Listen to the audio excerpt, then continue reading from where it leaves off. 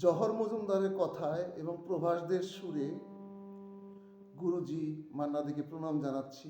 ভালো লাগলে like, comments, share, follow এবং সাবস্ক্রাইব করবেন। ধন্যবাদ। সবাই তো সুখী হতে চায়, তবু কেউ সুখী হয়, কেউ হয় না।